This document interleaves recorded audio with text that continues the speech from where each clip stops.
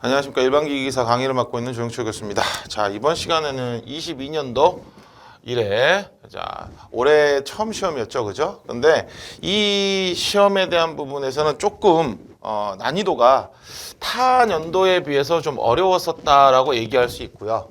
새로운 문제, 그러니까 신유형된 문제들도 제법 많이 나왔어요. 한 20, 30% 이상 나왔다고 볼 수 있을 정도로 문제가 좀 어려웠기 때문에 기존에 여러분들이 공부를 하시면서 개념 정리라든지 아니면 어떠한 작업에 대한 부분을 공식을 정확하게 캐치를 안 하셨으면 문제를 풀기는 좀 어려우시다라고 얘기할 수 있는 그런 정도가 있다라고 미리 말씀을 좀 드릴 수 있는 부분이에요. 근데 뭐 이참에 이렇게 공부하셨으면 이번에도 잘 정리하시면 좋은 결과 있었을 거라고 봅니다. 자, 1번부터 볼게요.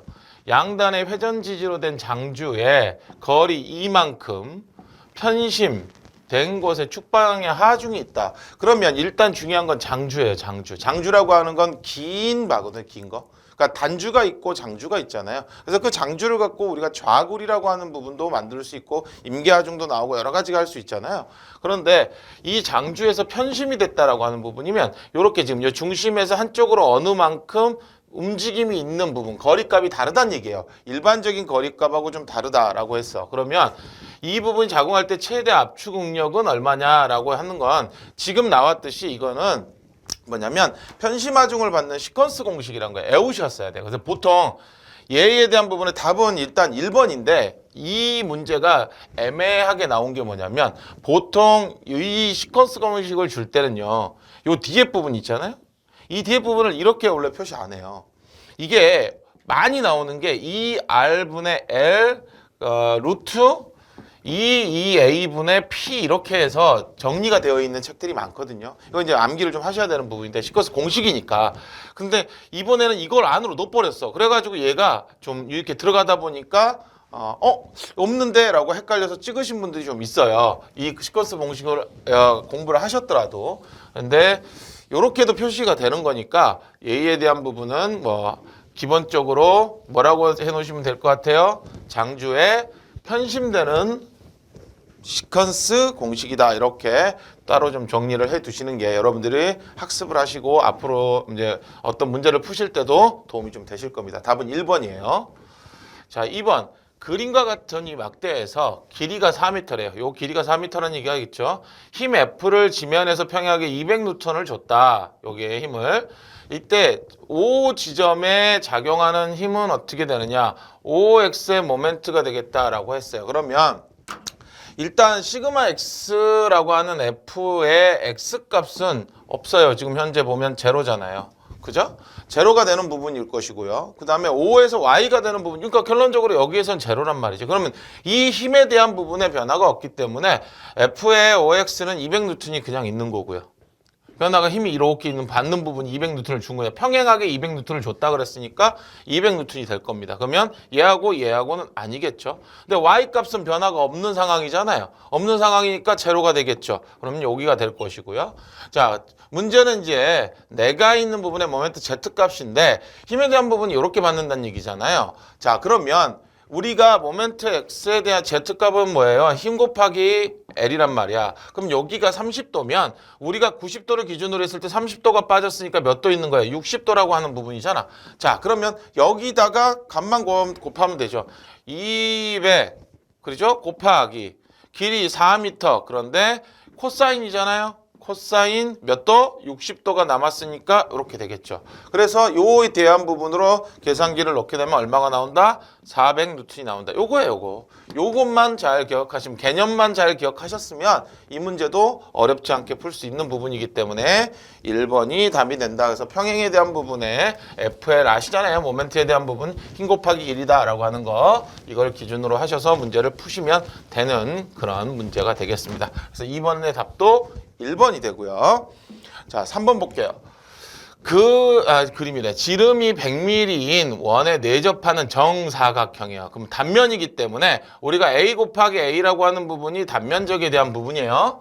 자, 가진 강봉에 10kN의 인장력을 받았다. 그러면 A분의 P잖아. 그러면 얘에 대한 부분이 단면적이 가로 곱하기 세로다 라고 얘기할 수 있잖아. 근데 지름이 100이라고 얘기를 했으니까 단면으로 봤으면 얘 같은 경우는 이게 제곱이 되잖아요. A의 제곱이 단면적에 대한 부분은 A의 제곱분의 P라고 하는 부분으로 간다라면 얘가 100이니까 어떻게 돼요? 루트 2분의 100이다 라고 하는 부분으로 단면적의 값을 구해낼 수가 있습니다. 그러면 이 단면적의 값이 얼마가 나오냐면 70.71이거든요. 그럼 여기에 대한 부분이니까 70.71에 대한 부분의 제곱이잖아요. 그게 중요한 건. 근데 메가파스칼이고요. 얘에 대한 부분의 값을 따졌으니까 킬로가 되니까 10의 마이너스 3승의 제곱이 되겠죠. 그리고 하중에 대한 부분 10kN 라고 하는 부분으로 나왔으니까 그냥 10 곱하기 10의 3승이다. 이렇게 해서 값을 찾으시면 되는 거죠. 그러니까 단면적에 대한 부분에 지름을 줬고 그 부분에 단면을 줬기 때문에 얘 같은 경우도 각도로 해서 한 변의 길이를 찾아내고 그 부분의 값에 대입을 시키면 이런 부분, 그러니까 인장력에 대한 값에다가 단면적의 하중으로 계산하면 되는데 중요한 건 한 변의 길이를 찾아야 되는 그런 부분이기 때문에 요 값을 해서 대입을 시키면 얼마 나옵니까? 2가 나온다라고 해서 1번이 답이 된다. 이렇게 찾으시면 됩니다. 그래서 3번은 또 1번이 되고요. 자, 4번 볼게요. 도심축. 도심이라고 하는 부분은 사각형의 중심, 삼각형의 중심, 원의 중심 이런 부분들이 우리가 도심이라고 얘기하잖아요. 그래서 우리가 X바 이렇게 많이 표시하잖아요. 도심축에서 단면 2차 모멘트. 자, 보통적으로 도심축의 단면 2차 모멘트는 얼마라고 나와요? 우리가 내가 있는 부분에 I는 12분의 BH 세제곱이잖아. 자, BH 제곱이라 세제곱이라 이렇게 쓰네요.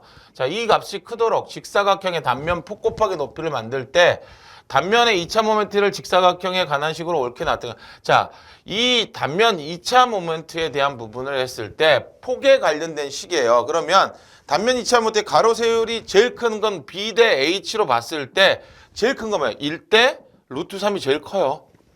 가장 최대라고 우리가 얘기를 할 수 있거든요.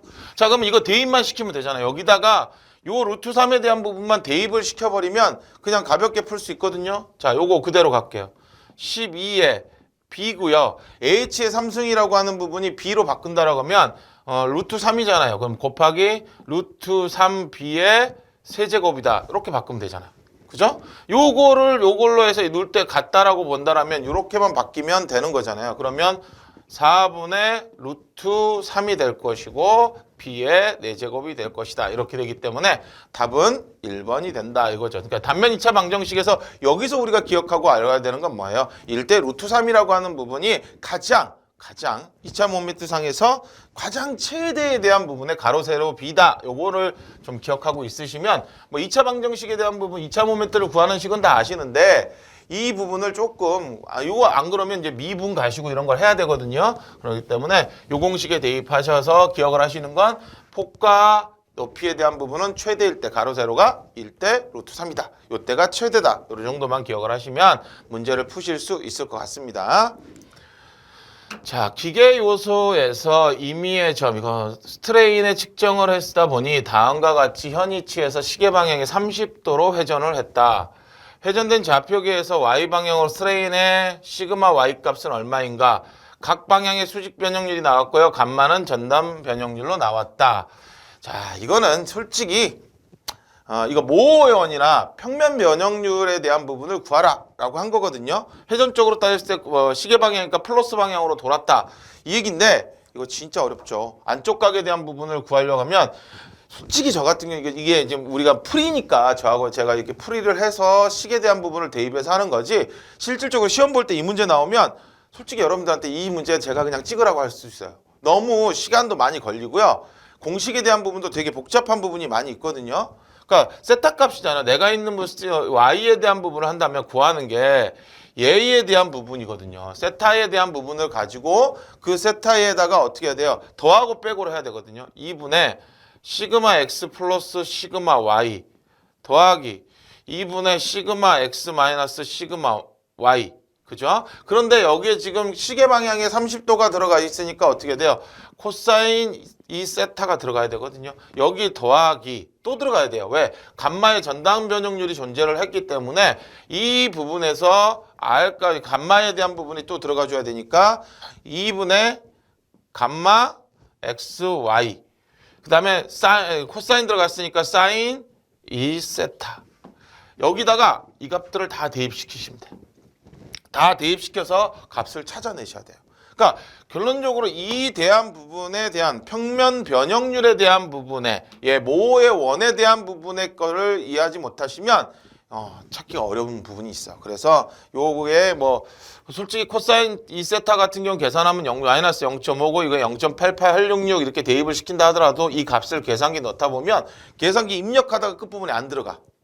0.8까지 정도밖에 안 들어갈 거예요. 제가 해봤어요. 그렇기 때문에 아니면 값들을 다 구해서 집어넣고 10에 마이너스 5승 뭐 이게 어떤 마이너스 30에 마이너스 5승 이렇게 바꿔가지고 다 입력을 해야 되는데 그런 부분들에 대해서 좀 어렵다라고 미리 말씀을 드릴 수 있어요. 그래서 어쨌든 이렇게 요 평면 변형률 식에다가 집어넣고 값을 찾으시면 3번에 마이너스 10.67 곱하기 10의 마이너스 6승이라고 하는 부분이 나온다라고 하는 거.